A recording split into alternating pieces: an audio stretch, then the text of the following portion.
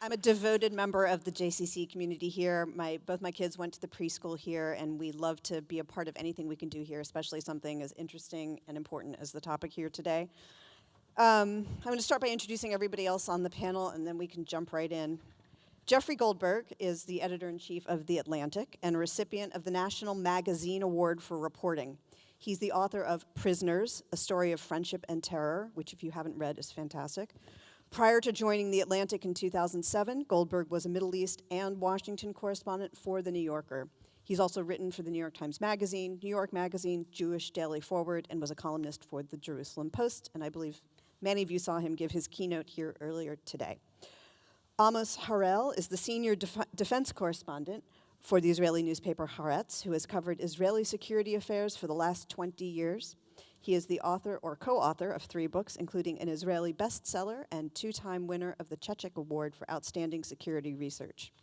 In 2015, he received the Mogulof Prize, Israel's most prestigious recognition for excellence in journalism. Yonit Levi is the chief news anchor of Channel 2 Primetime News, the first woman in Israel to be appointed to the sole anchor position of a primetime newscast on a commercial channel. Previously, she also served as Channel 2's field reporter for such international stories as the 2000 tsunami in Japan, the U.S. elections, and the wars in Gaza. Under Levy, the primetime news on Channel 2 has maintained its position as the most watched Israeli daily program. Dan Mogulof is the Assistant Vice Chancellor in UC Berkeley's Office of Communications and Public Affairs. Before Berkeley, Mogulof spent 20 years in broadcast journalism, during which he served as the CBS News bureau chief in Tel Aviv and was the recipient of 4 Emmys. A former member of Kibbutz Keturah, Mogulof serves as a member of the board of directors for Young Judea, the oldest Zionist youth movement in the United States. Nate Persily is the James B. McClatchy Professor of Law at Stanford University, a nationally recognized constitutional law expert who focuses on the law of democracy, addressing issues such as voting rights, political parties, campaign finance, and redistricting. Persily is the author of numerous articles on legal regulation and voting rights, and the editor of 3 books. Prior to joining the faculty at Stanford in 2013, Professor Persily was the Charles Keller Beekman Professor of Law and Professor of Political Science at Columbia Law School. Welcome to all of you, very distinguished crowd.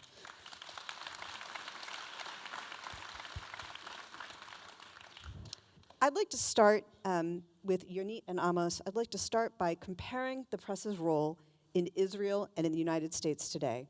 As Zach mentioned, we've recently seen President Trump try to threaten NBC after a report he didn't like. This is the kind of threat I know that my former colleagues at the Washington Post and elsewhere have feared since Inauguration Day. And I understand it's one that you know well in Israel. Yonit, what is the situation in Israel today? And for the rest of the panel, can you please talk about what you see that President Trump and Netanyahu have in common, and what are the differences when it comes to the press corps that covers them? Well, first of all, I'd say that no matter what we're going to continue to say, I think the American press and the Israeli press are alive and kicking and doing an excellent job, whatever the attempts to control them or curb them are. Thank you. I will speak to what is happening in Israel in general, and I'm just going to say I believe that Netanyahu is a much more sophisticated operative when it comes to dealing with the media and deconstructing the media. He's been doing it for a very long time, and he's doing it in a very smart way. The first thing that he's doing is, of course, vilifying the media in general. One example would be standing up on primetime television in a speech and saying the Israeli media and the left is the same thing and they're both trying to topple me. And of course, when you say that, what you're actually saying is everything you hear on television is opinion, it's not facts. So it undermines what we actually do. And of course, he says wonderful things like the press is the industry of gloom, which I actually liked. It sounds like the next title for the J.K. Rowling book, right? Harry Potter and the Industry of Gloom. He's not wrong about that. But moreover, I mean, besides, attacking the media, which always works for your base, it works here and it works there, there are 2 other important things that he's doing. One is setting up or caring for your own news outlets. Of course, the best example is Israel Hayom, Sheldon Edelson's newspaper, or Channel 20, the media outlets that will be sympathetic to him. And this is also very important, trying to weaken any channel or any outlet that is not sympathetic to him. So the best example is what is going on now in Israel. In 2 weeks, the most popular channel in Israel, my channel, Channel 2, is about to break up, which makes me think I should probably be home right now and not here, but it's going to break up into 2 channels. The official reason for that is to encourage competition. The unofficial reason is that it would be easier to weaken all of the commercial channels in Israel by creating 3 instead of 2, and thus everyone being very economically dependent and weak. So I'm going back to the fact that I see in both countries the leaders who see that it's a great political asset to attack the press. It works wonderfully, but again, I think that it's not that Netanyahu is taking a page out of Trump's playbook, but rather Trump is taking a page out of Netanyahu's playbook. Netanyahu has been doing this rather successfully, and as I said, in a very sophisticated manner for the past 10 years. Great. Yes, but he did, I think, increase the efforts immediately after Trump won the elections. I think it was in Channel 2, there was Ilana Dayan, a colleague of Yonit, who had the first show of the year. It had to do with the Netanyahu administration and what wasn't working. And there was an immediate attack, if I'm not mistaken, it was immediately after the American elections, which was for the first time personal. It wasn't about business as usual. It was a very ugly, below-the-belt kind of attack against Dayan, who actually read the comment on live TV, on air for 5 minutes, and then at the end, I'll translate, she said, "What do I say now?" She said, "We don't say anything." And that was her response to the way Netanyahu reacted. And that was, you kind of felt that the Trump effect has arrived in Israel. I absolutely agree with Yonit that Netanyahu has been doing that for years. But actually, another one of Yonit's colleagues has quoted Netanyahu on TV saying to his advisors immediately after the Trump victory, saying, "Be like Trump. It's time to start behaving like the American president." And I think he is doing that even more so than before. And from his point of view, he has every justification to act this way. It's playing great with at least with most of his voters. And I think the people are more and more questioning how reliable the Israeli press is. Is it biased against Netanyahu? A lot of the same talk you hear here about the mainstream liberal media and so on, it goes on in Israel as well. And there are other attempts as well. Of course, the number one issue is what Yonit has mentioned about Channel 2. But there's also an attempt to create a mini Fox News network in Israel right now, which is a mouthpiece for Netanyahu. And I think that in 5 years' time, we'll see quite similar events and developments to what you already see in the States. It's very interesting. So Jeffrey and Nate, perhaps I'll direct this to you. Although it may be more exaggerated today, it's not as though attacking the media is a new phenomenon that arose either under Netanyahu or Trump. This has been a tried and true tactic of all presidents, going back, well, at least to Nixon, but certainly in recent years. How natural was this evolution? How inevitable was this evolution to where we are today? And what is the path out, if there is one, for the media to either stand on its own or at least regain some of the confidence of the people who read it? Well, I'll say, having been on a few panels like this, there are usually 3 kinds of objections you get. One is, what you think is new is actually old. The second is, what you think is bad is actually good. And the third is, what you think is original is something I've published on already. And I'll say that, so what's new here in terms of the threats to free speech or the changing in the media environment? Now, there's obviously a lot that we can talk about with this. Look, I think that I actually don't take Everyone said about Trump that you take him, the problem was that people took him literally instead of seriously, or vice versa. These threats to free speech that are coming out of the tweets of the president are disturbing on many levels. I don't think you're going to see the kind of widespread suppression that he is suggesting. Nevertheless, it could have a chilling effect in the way certain media groups behave and the like. So that's concerning. In some ways, though, when it comes to the media and the sort of free flow of information, it's the best of times and the worst of times, right? So that we have more information from more outlets than at any time, in human history. A lot of that information, of course, is propaganda. A lot of it is, what ends up being called fake news and the like. What's happened is that the loss of the trust in media is parallel with all kinds of loss in trust in other institutions, right? So whether it's the government or corporations or unions, higher education, right? Everything, there's been a sort of loss of trust that's been punctuating the last few years, but it's been growing over time. Now, one thing that I think that we should highlight, though, is that there's this sense in which there is the media that is some identifiable institution these days. But part of the story of the evolution in the media ecosystem is that it's hard to figure out exactly what is, say, the media and everything else, right? Part of this is because of the platforms that sort of homogenize information and make it available sort of in a very egalitarian way, so you can't really distinguish between, say, the old legacy media and new media, or for that matter, if you look on Facebook, all of the information that you get is sort of packaged the same. So a video of your nephew's graduation, an article about Kim Kardashian, something from The Atlantic, or an opinion piece from Breitbart, right, all looks the same and is sort of communicated to you in the same way.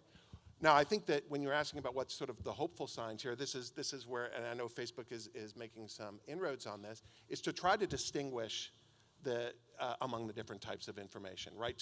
To bring credibility as you can, and bring some of the cues that we have in the offline world into the online world to sort of beef up the signals that are sent about some types of media as opposed to others.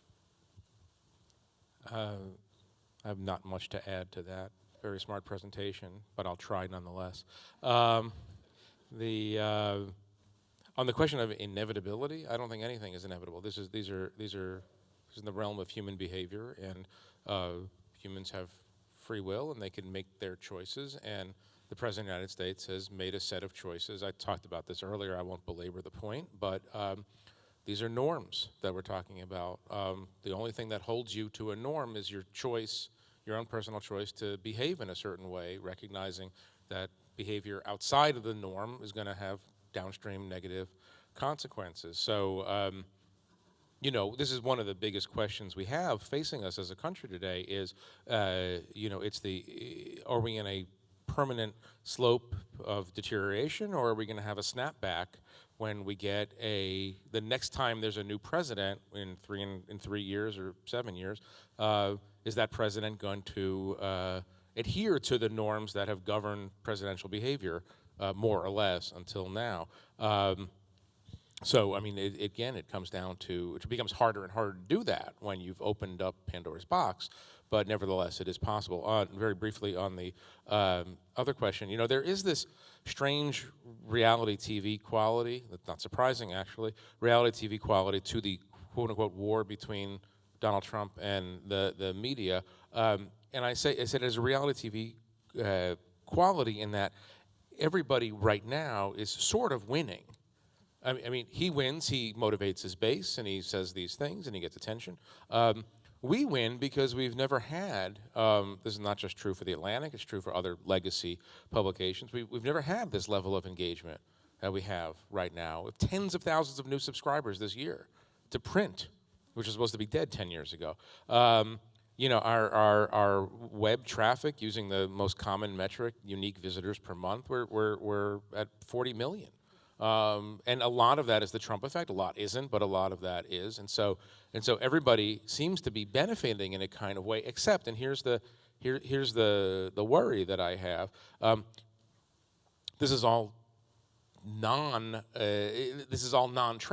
until a follower of Donald Trump or a follower of somebody else who demonizes the press on a regular basis decides to, in the Comet Pizza style, decides to go for direct action. When you call the press an enemy of the people, well, that could have consequences. And you know, I worry all the time about someone being hurt by a deranged or over-enthusiastic supporter of Donald Trump who takes to heart what I think Trump, in his deep cynicism, knows is shtick. Because he can't exist without the media. He loves the media, and that hatred of the media is just the way he expresses that in a kind of way. No, it's bizarre, and again, it has a reality TV quality that we haven't fully studied or understood. So you mentioned Comet Pizza. I think most people here will recall this was there were stories. It's kind of the most vivid example, I think, of fake news that happened around the election time. There were stories that there was a child sex trafficking ring being run out of a pizza parlor in Washington, D.C., and it went viral. It spread on Facebook and other platforms, and sometime after it was discovered, a man went into the pizza shop and shot a gun. And fortunately, no one was hurt or killed, but could have happened, and I think that's what makes that such a legitimate worry. It's also why at Facebook, and I've been very involved in all this, there's so much concern. I cannot begin to describe the degree to which is it being taken seriously, and we're wrestling with these questions about what is fake news, how do you allow a lot of speech for as many people, a lot of people who previously didn't have the capacity to, speak to many. And there've been a lot of disenfranchised people who've suddenly had a voice. How do you continue that and at the same time try to move aside illegitimate speech? And who should decide? Who gets to pick what's legitimate or illegitimate speech? Once you move I'm beyond, sorry to interrupt you, and I don't mean to do I knew this he to was you, gonna but do I this, was going. yeah. She knew I was going to do this. Yeah. Do you think you're wrestling hard enough or fast enough at Facebook? I mean, almost certainly, I would say if we had wrestled hard and fast enough, we wouldn't be where we are today. I think now we are. I think before the election, 2015, 2016, we knew that there were security threats coming from foreigners and other actors, people who wanted to hack into people like you's, accounts. No one, I think, quite understood the information operations interference that was underway, in part because the behavior is identical to the behavior of regular people on the platform. And frankly, we have given over a bunch of material to Congress. It will become public soon. And I think people will be sort of stunned at how similar it is to the sort of everyday behavior, which is what makes the behavior so sneaky and so, I think, insidious.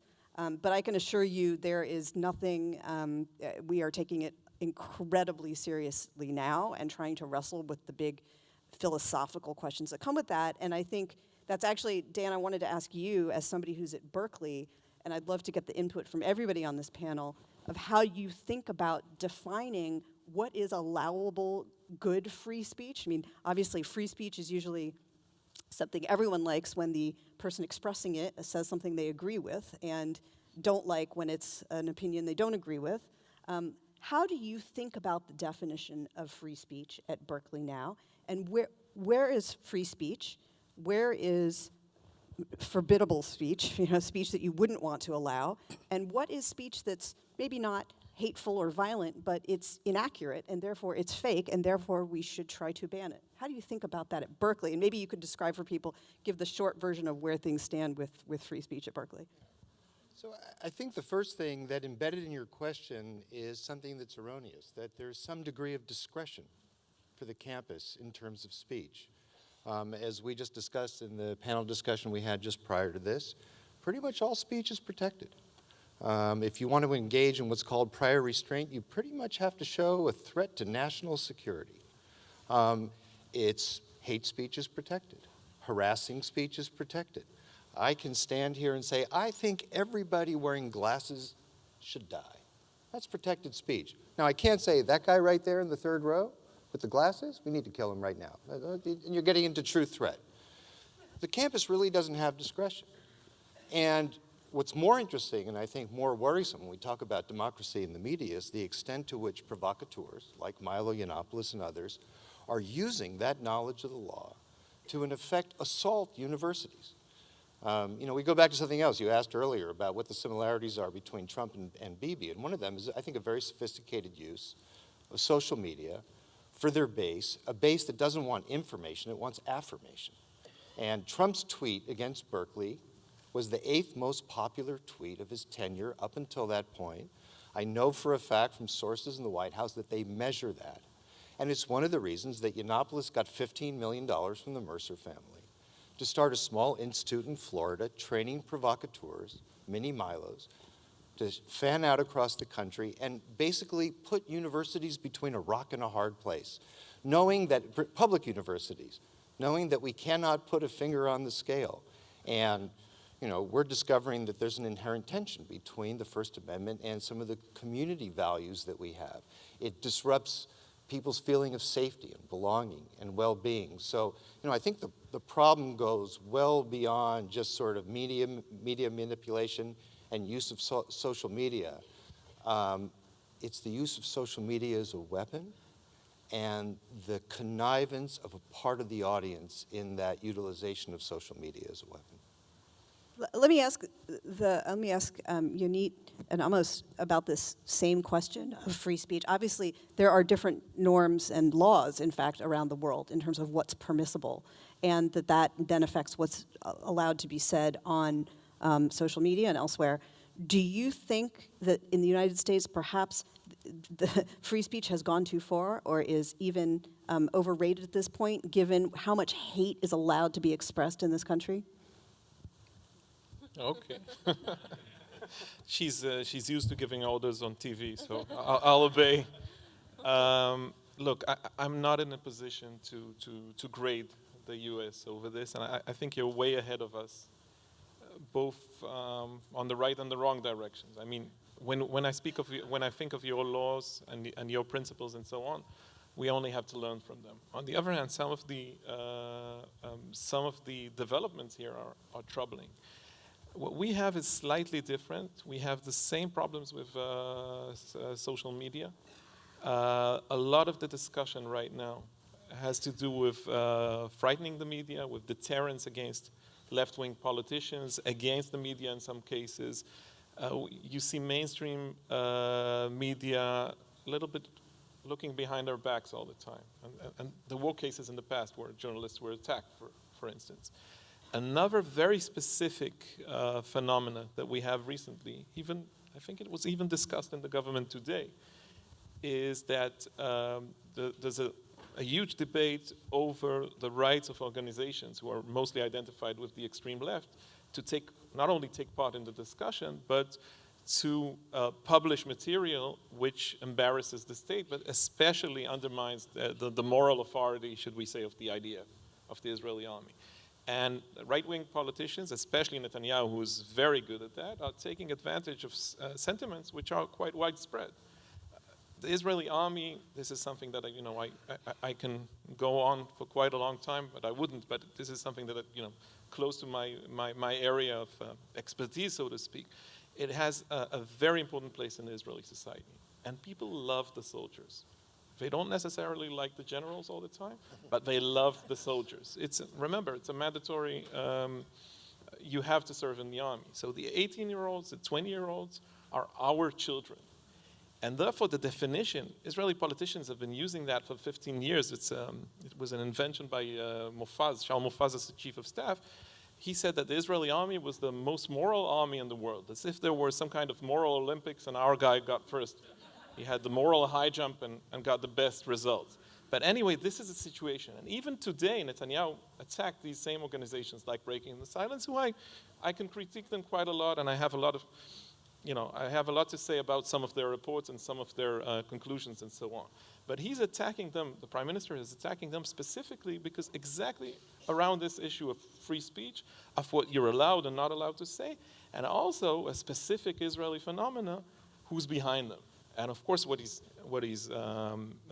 keeps hinting at is the fact that European governments, for instance, are financing some of this activity. So Israeli organizations from the far left are using freedom of speech to attack our boys, our soldiers, to undermine the morality of our army with the help of anti-Semite Europeans. Okay, so there's quite a discussion over this. I think this is the very specific development which is unique to the Israeli society. I'm just going to add briefly to that, to what Amos said very wisely. I think the difference between both countries is that Israel is a country that constantly feels like it's under existential threat. And that's important to keep in mind, so that a lot of, when we speak of what is said about, Amos said what is said about journalists, what is said about other people, an issue that comes up a lot is the issue of patriotism. Who is a true patriot? Who is, and it seems like it's narrowing down on only one specific way to be a patriot, only one specific way to love your country, right? Support our troops, yeah. Exactly, and it's an interesting thing. We live in a world where we have alternative facts, but there's only one way to be a patriot. So that is something, and it's been targeted specifically at journalists. I think it happens less in this country. Obviously, when the president is saying enemy of the people, it's a big thing to say. But still, I mean, in Israel, what we see a lot is journalists being labeled as unpatriotic, which I think is very dangerous. Dan, and then Nate. Yeah, I think we're leaving one group out. We're talking about the politicians, we're talking about the press, but there's another group that has agency here, and that's the audience. To use a slightly different metaphor than Jeff did earlier, I don't think about gatekeepers, but it wasn't that long ago where there were journalistic rabbis, actually, who were back there putting a K for kosher on the news. People didn't even realize it. They were making sure it was accurate, that it was balanced, that it was fair, and we didn't even know it. That's all gone away. Deadlines have gone away. Even the best outlets are not really doing any more independent fact-checking, and so there's a lot of trafe on the market. A good part of the audience is completely happy with trafe. They're completely happy going to outlets that offer no balance. They're completely happy relying on social media outlets because they want, as I said earlier, they want affirmation. And I mean, tell people I've become a radicalized moderate because I've begun to give up. And from where I sit, it's amazing to sit at a place like Berkeley and live a reality that's being scrutinized. And then you really see what the disparity is between how it's portrayed even in the best outlets, not to mention in some of the worst. Like Breitbart, where I don't talk to them anymore because it doesn't matter what I tell them, they're going to write what they want to write. But people are choosing, and I think they're lost to us. It feels to me, based on the letters that we see, that about a third of this country and the right of left have been immunized against the truth. And so if you think about audiences, do we need to give up on the edges and just focus on the middle? But we can't forget the audience decisions that are being made every day. I mean, you might be right, but I would say the practice of journalism. I don't think we have the luxury of saying we're writing off a third or a country or 40% of the country. And furthermore, maybe I'm being uncharacteristically optimistic here when I say that empirical reality might just win over time. I mean, no, it's. Well, who are you and what happened to Jeff? What? Who are you and what happened to Jeff? I'm just wondering. Dr. Jekyll and Mr. Goldstein. Yeah. No, because look, if you're working a hedge fund and you don't make your investments based on your analysis of empirical observable reality, you will lose, right? If you're in tech, and the numbers don't add up and the algorithms don't add up, the product doesn't work, and eventually you lose. But if you're in politics? No, but here's the thing, and it's literally a canary in a coal mine. I think, and I hope, obviously this is more of a hope than a observation, but I think a lot about the unemployed coal miners of West Virginia in 2 or 3 or 4 years when they realize that there are not going to be any more coal mining jobs. Do they take in that observation and then take it out on the politicians who made false promises? I don't know. I mean, I hope so. There are a lot of ways to manipulate those people, even more than they've been manipulated, into blaming someone else, the EPA, the left, the media, whatever. But I'm hoping that over time we see people in that population. Yeah, I'm not optimistic about that particular population, but I'm hoping that empirical, that the values of the Enlightenment, that you have to observe something and be able to prove that it's true. I hope that has some salience again. But what gives you hope over the last, say, 7 years, because it's not like this is just since the election. The rise of sort of partisan news and the gravitation of so many people through social media into particular echo chambers, and the widespread belief in false propositions. Obviously, I mean, President Obama's birthplace being the sort of paradigmatic example, but I mean, so this has been going on for a while. And even if you ask the public opinion survey questions now about some of this stuff that's been disproved long ago, you're still going to get. Okay, fine. You've beaten the hope out of me. I'll refer you to what I said this morning when I was completely bleak. Can I just say one other thing, and this is to bring it back to the comparative project, and this is in my role as First Amendment professor, which is that, you know, the U.S. free speech tradition is so far out on a limb as compared to any other country in the world, Israel, but all throughout Europe. And I think that, you know, we're grappling with sort of age-old questions that Europeans had sort of answered in a much more restrictive direction. So Germany has what's known as the fake news bill, right, that was going to, well, make Facebook, Google, and other internet platforms liable for up to 50 million euros for every illegal speech act that occurred on their platform. And so we have, you know, we're really at one end of the spectrum. All the things that you had said about what's legal on a college campus, that gets regulated to the hilt in other countries. At the same time, people start to think of the free speech questions in these online platforms as if they are the government, right? But the rules that Facebook, Twitter, Google, and others abide by are not, when I present them to my First Amendment class, you know, you look at the restrictions on hate speech or misrepresentation or obscenity and the like. If you legislated all of Facebook's terms of service, they would all be unconstitutional. And that's okay. I mean, that's essentially, and for that matter, the pressure that's being put on you by politicians is to go even further, right? To do even more unconstitutional stuff that would be if the state regulated it. However, the problem is you have no option to be a neutral conveyor of news because you make all platforms have to make a decision as to what comes at the top and what comes at the bottom. And so all of the decisions about how to prioritize information as it gets transferred to users are value-laden decisions, even if it's putting a premium on things like virality, right? How something might be popular, right? So that puts a premium on the most spectacular and most sort of likely to be forwarded kinds of information. That's exactly right. Dan, did you want to jump in on something? Okay, great. Can I ask you another question? Sure. Sorry, she's gonna kill me after. But I mean, talk about that. I mean, you talk about Facebook having the possibility or in practice of ordering the way information is perceived. And I know obviously there's a great allergy to sort of getting in the mix and saying the New York Times is slightly better than the Washington Post, or Washington Post is much better than Breitbart. I mean, if the Atlantic should go first, and then I really don't. I don't.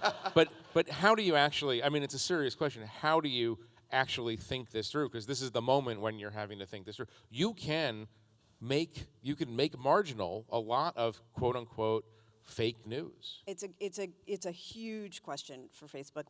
And one of the ways that we start to answer it is to think about individuals' choices that they can make in their newsfeed. So you can go and say, I want to see the Atlantic first, right? And so people have a lot of control. Some of that control is explicit. You can go in and click different things to say what you want to see first. If you have friends. Remember what he said about the tray feeders. Most people out there aren't.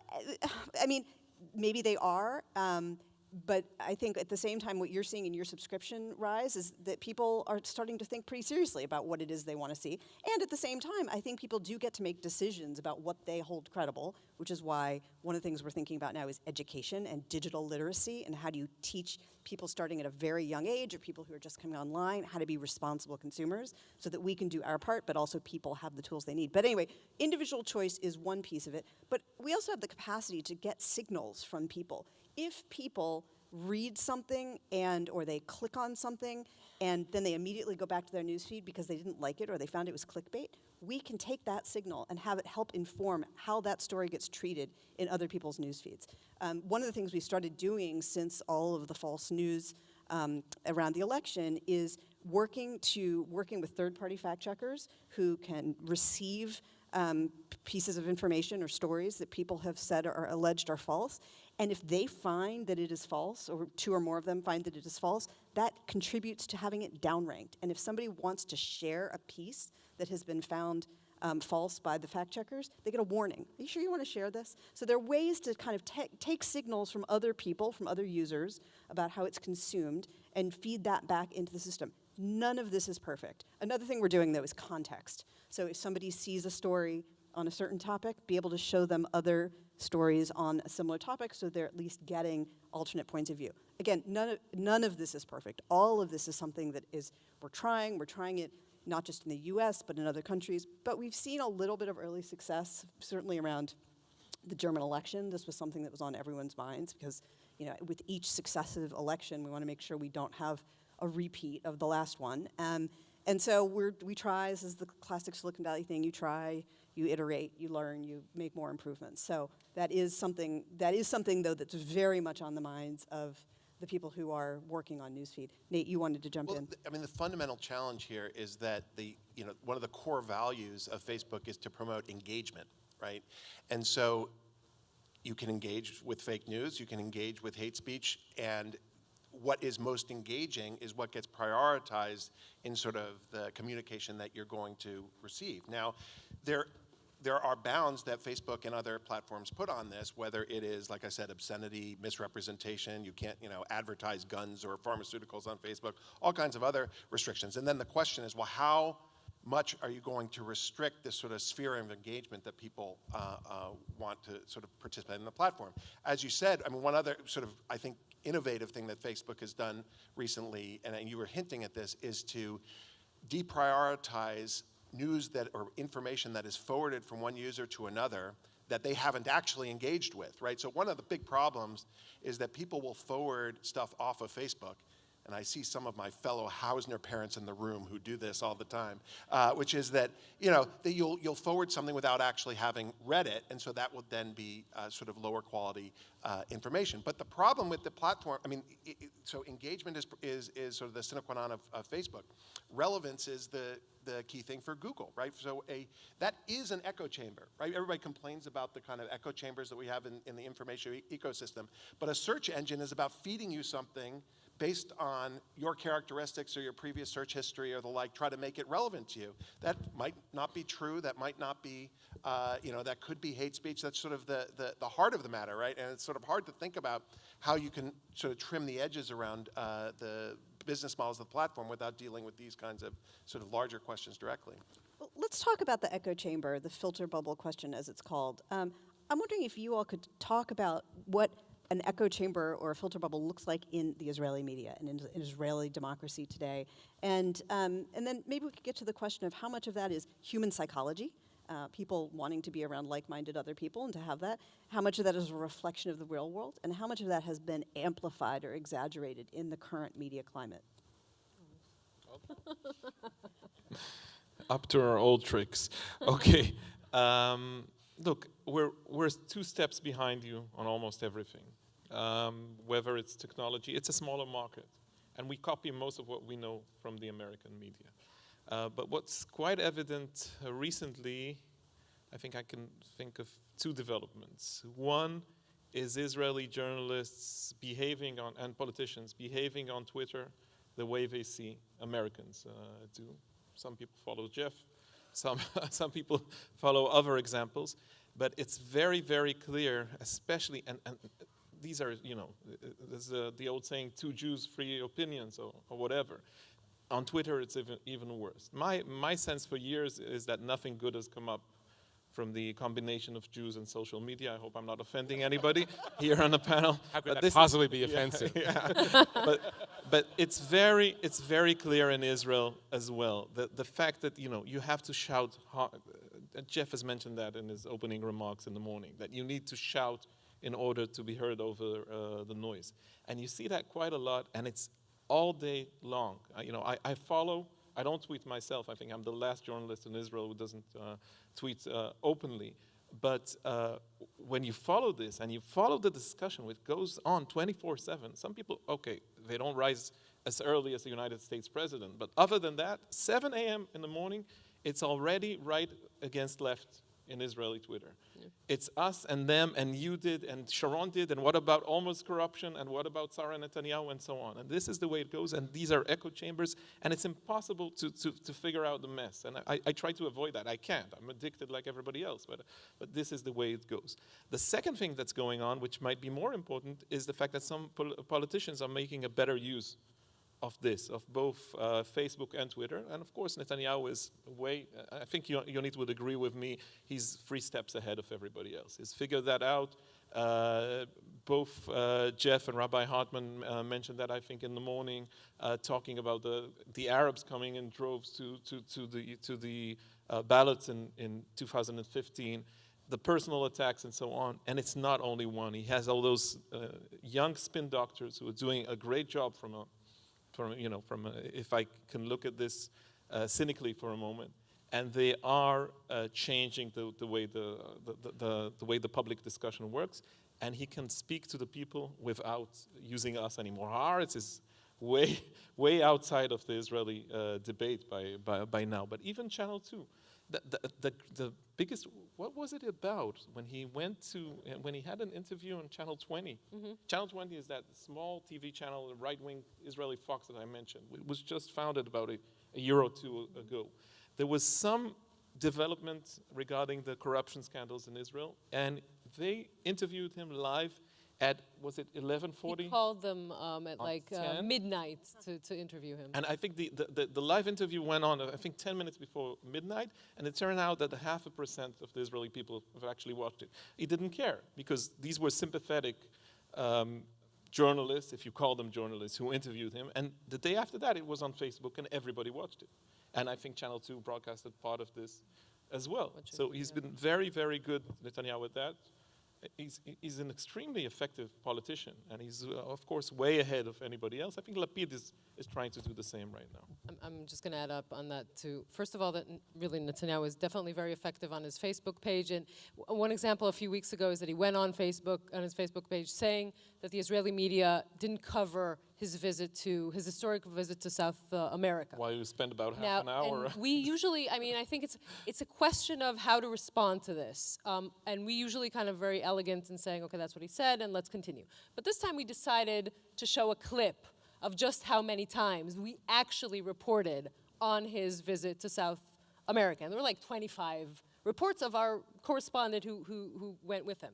Now, why is this interesting? Because we had the facts. He said there was 0 coverage, and we said, no, there was a lot. But the thing is that he won because he made the conversation about the coverage. He made the conversation, he turned it around to, is the media covering him enough? Is the media, and that was the whole discussion that day. So that was one point that should be made. Another thing, you talk about the echo chamber, I think, first of all, obviously it exists in Israel because we have Facebook and Twitter as well, and then the echo chamber sustains itself. I think what happens in Israel, and Amos mentioned this, is that everything has become political. Everything is left and right. Every issue. Sexual harassment. Everything. Sexual harassment is an issue of left and right. If, for instance, the general in the army was from a right wing, has right wing supporters, and it's suddenly an issue of left and right. And if a soldier shoots a terrorist in the head after he's been neutralized, it's an issue of left and right. It's not morality. It's not anything. Everything has become politics, and Twitter and Facebook just sort of regenerate that all the time. Like football here. Did you want to? Yeah, I think here too, the idea of an echo chamber, we're sort of leaving the audience out. And we're seeing a desire for an echo chamber on campuses. And it's called platform denial. I mean, it's completely legitimate to do what you need to do to disrupt and shut down a speaker you don't agree with. What does that create? It creates an echo chamber. If we're going to take action as students or as external parties, whether it's the Antifa movement or whatever, and we think by any means necessary is justified to shut down those we don't agree with, we've created an echo chamber. We heard from Ali, the head of Hillel at San Francisco State, the way Palestinian students, in the name of free speech, shutting down the hate speech of the mayor of Jerusalem, right? And so all of these, and it's part of political polarization. People are looking for comfort. Echo chambers are comfortable because you'll never be challenged, and you'll never be made uncomfortable. And so I think here too we're seeing this mixing and this back and forth between the media, social media, and then where the public's at. And I'm not sure who's doing what to who in that equation. Can I just say one thing on that, and this is in praise of Facebook, which is that it's not so clear that the echo chambers that we have on social media, particularly on Facebook, are actually more closed than what we have in our real lives. So when I talk to my students at Stanford about this, I say, well, are you more likely to have a Republican on your Facebook feed, right, or to bump into one on University Avenue, right? And our online lives are at least as politically diverse as our offline lives. Now, part of the problem is we've had sorting and geographic political segregation and all kinds of other sort of echo chambers in our real lives as well. Our online lives maybe in some respects are moving toward that, but on some social media platforms, we all have that uncle who is politically different than ourselves, who's tweeting or who is posting about different things. I think I should turn to one of the questions we got from somebody in the audience. This is to Dan. How could you participate in a discussion defining free speech when it is dangerous to walk around with an Israeli flag on the Berkeley campus? I think this gets to the point you've been talking about. Would you want to address that? I don't believe it is dangerous to walk around the Israeli flag. In fact, last week there were students walking around with the Israeli flag. I think it's actually, if you asked our students from across the spectrum, feel threatened for standing up for what they believe in. That includes Palestinian students, includes Jewish students, it includes Republicans, Berkeley College Republicans, it includes undocumented students. The list goes on. This is part of a larger context, and I don't think it's isolated to the Middle East. This feeling of victimization with incredibly thin skin and a dramatic loss of resilience, if it was even there in the first place. And just to sort of meet it head on, we do opinion polling among our students every year at Berkeley. And in the most recent one, 77% of our Jewish students said that they felt safe, respected, and welcome on campus. And I said to the press that showed we had some work to do. But at the same time, that was 4 points higher than Christian students. That's the context we're living in right now. And here too, I hear an echo of certain types of coverage when people say, well, it must be dangerous walking around on the Berkeley campus with an Israeli flag. And so what goes in my mind immediately is, where did you hear that? What kind of reporting was there? Was there any sort of response from the administration? Was I quoted? Was one of my colleagues quoted? And it's a perfect example. I'm there every day. I'm strongly identified with the Jewish community.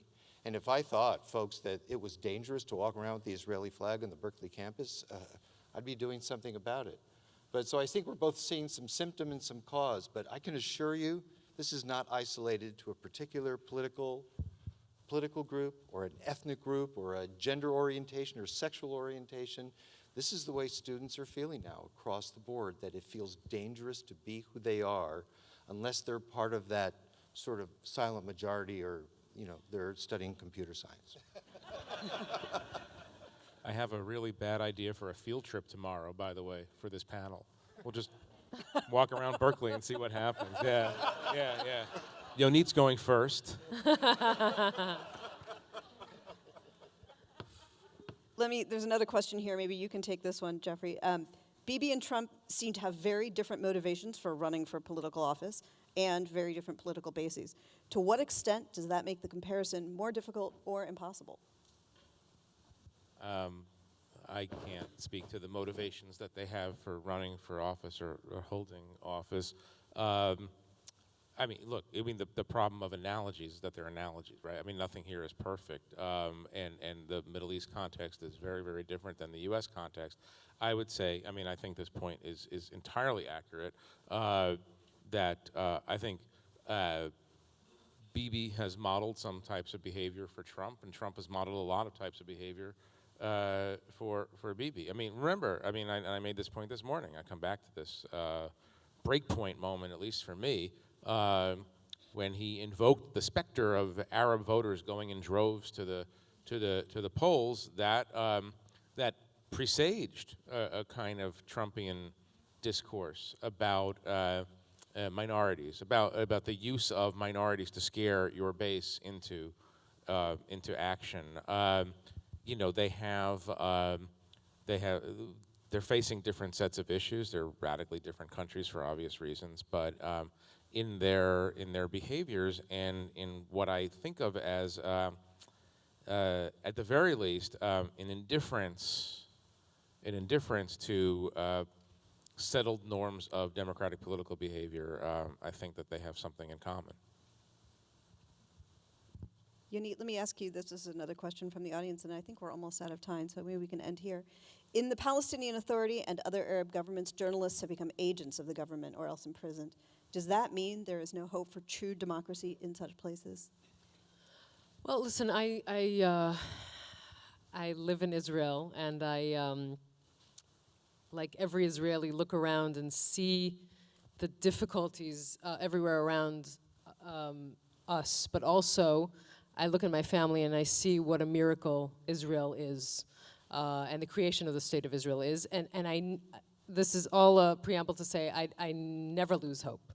And no, I don't. I mean, I think it's the problem of Palestinian journalists is an issue. By the way, the fact that we as Israelis can't enter Gaza at all, obviously, and the other parts of the Palestinian territory is also problematic for our work. But I don't think that you can give up hope on democracy ever. I think that it's a problem. I think that the fact that Palestinian journalists, I believe, are not as free as we are in all aspects, not only because of Israel, but also because of what is happening in the Palestinian territories is problematic. But I don't think that giving up hope is the right venue. Jeffrey, would you agree? Keep hope alive. Yeah, yeah.